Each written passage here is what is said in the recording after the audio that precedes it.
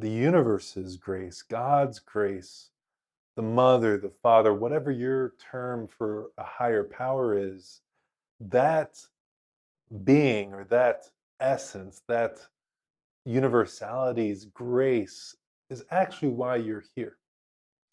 And we can find that relaxing into that allows us to truly find our peace and truly enjoy the moment, enjoy our family, our friends, our hobbies, whatever occupies us in any given moment can be enjoyed, even, let's dare say, coming out of fear, coming out of anger, whatever troubles we have, that can be enjoyed too if we but relax and rely on grace. So let's jump into this topic together today. Yes, grace is an interesting term. It's not one often used nowadays in spiritual circles, but it's something that I think we should rely on more, or at least come to understand it more, so that we can have an understanding of how God works in any given moment. Yes, God or the universe, our interconnectedness works through grace. And you'll notice if you look outside, animals don't seem to be caught up in anxiety and fear. They intuitively know that just rolling through life, rolling with the punches, you could say, is actually the healthiest, most evolved way to live. It's how they got that far. Human beings, on the other hand, we've been here for a while as humans, at least, a few thousand years, let's say. Maybe hundreds of thousands of years, maybe longer. And we've created civilization. We don't have to carry all the lessons we've learned to get here, to stay here, because we have safeguards, we have good railing. But unfortunately, that means that although we might be somewhat safe, we can lose some of the things that allowed us to become human, allowed us to enjoy being human, allowed us to really exemplify what it means to be at the top of the evolutionary ladder. Yes, we've lost our sense of grace. We've lost our sense of relaxation, of finding peace in whatever's happening. And so, what is grace? What is grace? Grace can be defined a few different ways. Whatever is in your head about grace is probably true. You may not believe it, but when I think about grace, I have a, a concept of God watching out for me, of providence lining things up perfectly. Now, that doesn't mean it's lining things up perfectly for my ego or perfectly for even this body, you could say. But in a way, it is, right? Because I believe that God lines things up for us to grow in the best way that's possible in this life. For some of us, it may just be a bunch of hard lessons. We may not be on the arc of our journey that's spiraling upwards. We may be on part of a journey that unfortunately is spiraling down. And yet, even that is full of grace because it starts to instill in us this sense that something is wrong and we don't like this spiraling downward. Of course, there's times where we're spiraling down and we think we love it. So, there's always a time for everything, as the Bible says. But as we learn through many different world religions, God is in tune with each of our lives, fully conscious of all our issues, and readying the day when we will find our reliance on that divinity, that higher power that is life itself. Today, we have a lot of new understanding about the importance of consciousness. If you really think about science, for example, you can only say one thing is true in terms of our experience, and that is that we're conscious. Everything else is a hypothesis. May have a lot of data behind it. 99% probability that, when I drop the ball, it falls straight down, right? 99.99999%. Yet every once in a while, something crazy happens and it doesn't, right? But even further, when we drop a ball in a scientific experiment, let's say, the only thing we can be totally sure about is that we were conscious of that experiment. When we lay out the experiment, it's in our consciousness. We can't escape it. When we record the results of the experiment, even if a computer's doing it, when we see those results, when we interact with that computer, we can't prove that it's happening outside of consciousness because that's all we experience as human beings. Everything is in our conscious life. In fact, there is no being that's ever experienced the universe outside of consciousness. You could say there was a ramification that happened outside of someone's consciousness, but all our experience is in consciousness. And so in science, it would be smart of us to say, blanket statement, the one fact is that I am conscious. I have consciousness and I'm alive. And then we extrapolate, well, there's probably other beings that have consciousness. We extrapolate, there's a material world. Why? Well, because I'm conscious of it. I've had experiences of it. Other people have had experiences of this world. They tell me about other countries. I've never been there, but I take it as fact that China exists, right? And yet it's still a hypothesis for us personally. And even when you go there, it's still a hypothesis because who knows? Maybe someone stuck you in a really good VR AI video game 1,000 years ago and is forcing you to live this life. Maybe it's just a hologram like some people believe. Maybe it is, right? It's a hypothesis. But the real fact is that we're alive. That's the one thing we know. And that's where we should start more often.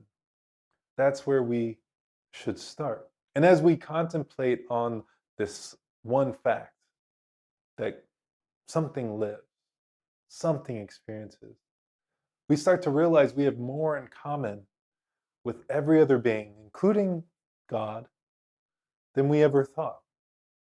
In fact, our consciousness defines our experience. A lot of things come in, our body changes, our mind changes. But consciousness is steady. And that is the one thing we share. And the reason I'm talking about consciousness like this, because when we start to understand our interconnectedness, maybe it's through an understanding of quantum physics, which tells us the material world isn't even actually material until interacted with consciousness.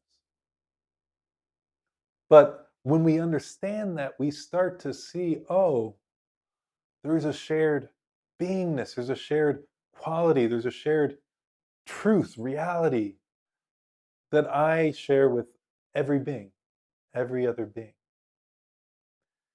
And the more we meditate on this, the more we see that we're just here watching a mind with its hangups, with its judgments, with its reactions, watching a mind experience a body, a world, a universe.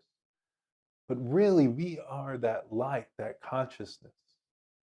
And really, all we have to do, and all we really are doing, is resting in our consciousness, even when our mind, is anxious or fearful, scared, feeling isolated or separate. Often in life, we feel like our minds feel like they have good reason to feel separate, to feel anxious. But in reality, it's that consciousness that we all share that defines our true being.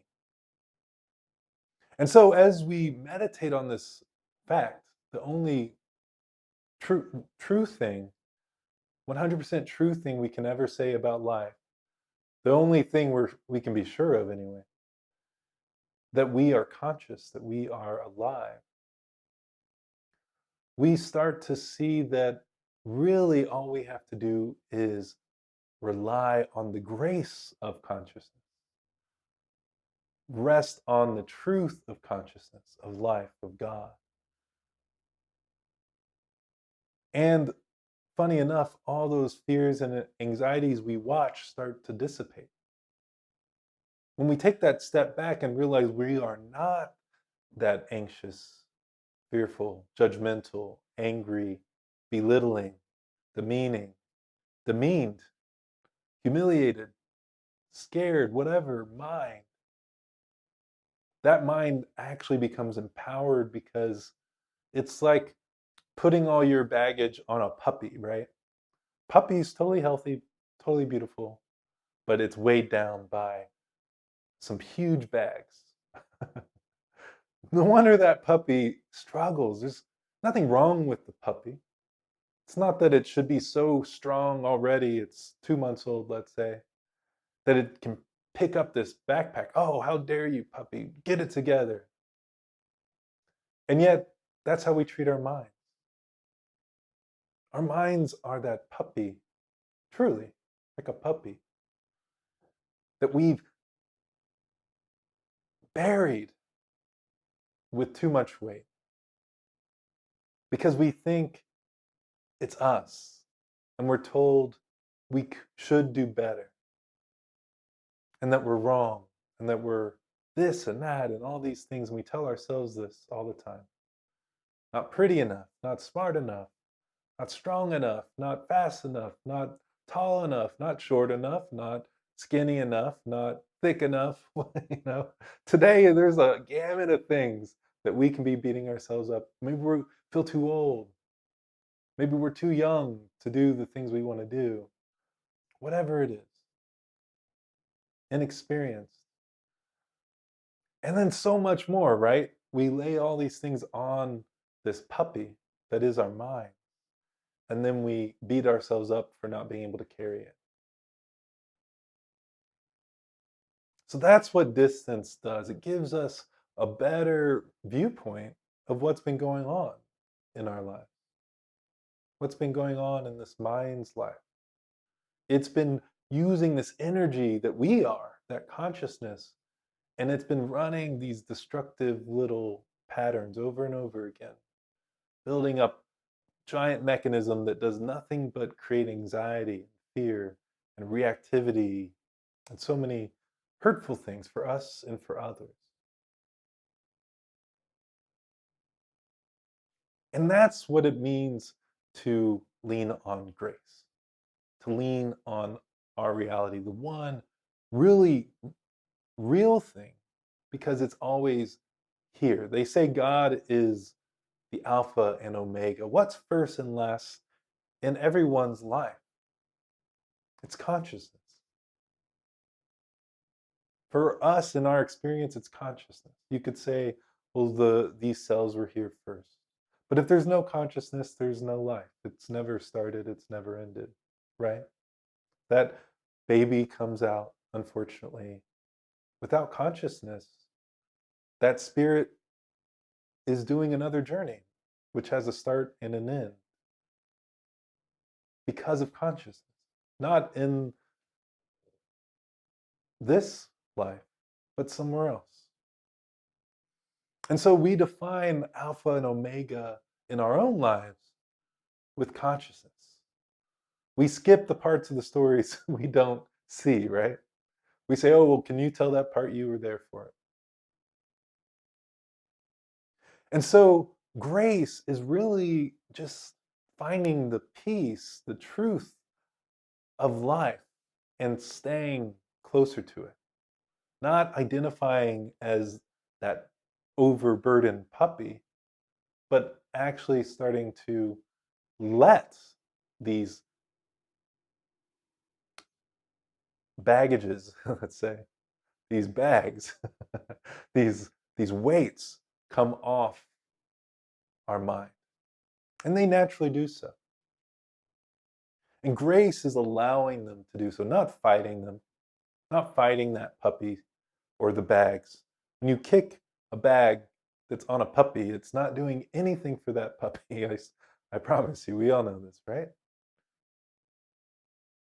But letting that puppy squirm its way out, sometimes, yeah, loosening things up, not spending so much weight and attention on something naturally lightens it. You may feel opportunities to do that for yourself. But in reality, it's just letting those things fall away, which does most of the work because we are the ones constantly putting those weights back on our minds. And so grace is a natural outcropping of that because as we let go of controlling and defending and fighting all the things in our head, as we start to come back to what we truly are, allow our minds to see what we truly are, they become free. And we start to relax into what God is leading us into, what earth, what life is doing, because we're not so fearful. And even if there's fear, it's passing. We don't identify with it. We don't identify as the angry guy or the guy who doesn't know he's the angry guy, who, who just thinks everyone's wrong all the time, right? I'm not angry. It's everyone's just always messing up around me, right? We can feel like that sometimes. The earth is just so messed up. There's a lot going on that's pretty messed up. But we're here to solve these issues, to learn from the problem. And that's why allowing our anger and fear to dissipate can be fun. It's still there, but we're not in it. We're not of it. And it's way lighter and getting even lighter. And then we find that grace just happens. The life that we live starts to fall into place more and more beautifully because we've learned the biggest lesson. So God doesn't have to put as many, stones in our eyes so that we can learn to take care of our eyes. God doesn't have to put as many obstacles in the path so we can learn to drive our vehicle better. God doesn't have to put so many issues for the one who's not in those issues anymore. Because really, these problems in our lives are meant to teach us to come back to God, to come back not just to faith, not to the idea of God.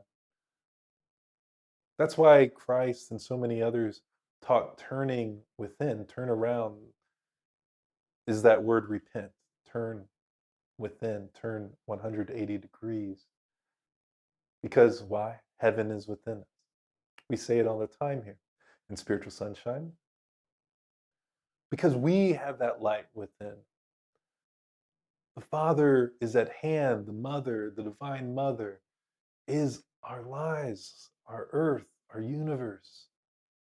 Her grace envelops us. We're hugged all the time. Literally. Escape air and see how long you last. Escape space and see if you can. Escape gravity, see how fun it is to always be without gravity. I mean, it can be pretty fun. You start to lose your muscle and all these things happen. You have to recreate gravity in a way. So, in a way, we're always hugged. Heat. We're in some level of heat, otherwise, we're dead, right? We're always being hugged, and yet we don't feel it for what it is because we don't give the universe its due.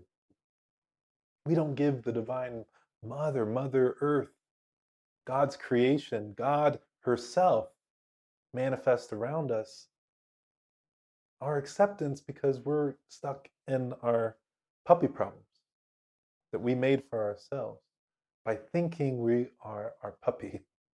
Weirdly enough, that's how weird it is to think we're our mind when we're the ones watching it. It's a simple truth. We watch other people's minds in a way. We see their face reactions, we see their thoughts. We watch the Earth's mind in a way. We see all the natural events. See the universe's mind. We have astrology, which weirdly tends to coincide with major events. Maybe not, as I said before, the daily horoscope, but major things tend to follow major astrological signs, funny enough. We see the universe's mind. And yet we don't identify with it because we haven't been taught to. We can't escape the universe's mind, just like we can't escape our body. We're always watching it, we're always in it, so to speak. We're in it, in our bodies, in our atmosphere, in the universe. But we limit how far out our identification goes. And when we have close family or people we love, we start to accept them as part of one of us. Our identification grows. When we have a team we love, it grows to them to some degree. And like ourselves, we beat them up in our heads when they're not doing so hot, right? And so as we start to understand that, yes, we identify as consciousness, but then you could say we also identify or see that we're one, or that our minds and our hearts and our bodies and even this consciousness is one with this universe.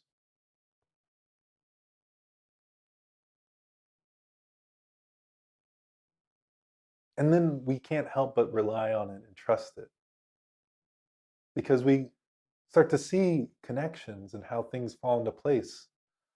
You probably have noticed it in your own life, how things fall into place, how such beautiful things that are miraculous come together so perfectly. You know it's meant just for you, and yet a day later, we don't rely on that trust. We don't say, well, look how perfect it was then. Probably still perfect. Because whatever did it then, why would it leave me? I'm still the same, messed up kid I was yesterday. No, because we know people die, and we know people get hurt, and we get hurt, and we lose things. And we think that's everything, but it's not. Perhaps the moment we die was perfect for us. Perhaps all these moments we live, which includes the moment we die and after, are also perfect for us.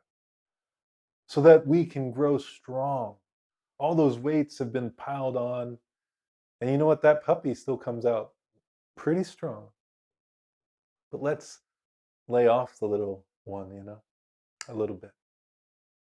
And let that puppy have its fun, knowing that there's a big brother, a big sister looking out for him, for her. That big brother, that big sister is the same universal consciousness, that same light that God says is within each of us, that same heaven made manifest in a way, made shining. And we don't know it because we haven't learned to know it. We haven't spent the time getting to know our true selves. So that's the great gift that is ahead of each of us, coming to spend time with our true selves, not the issues of the mind, not what the mind thinks we are. That's the beauty of this life and the next life and whatever comes after everything that we experience. There's always an after. It's meant to shine for us. It's meant to show us our connectedness with others. It's meant to show us God. It's meant to show us that we can rely on grace. Thank you for joining us. We are all spiritual sunshine. Peace to you.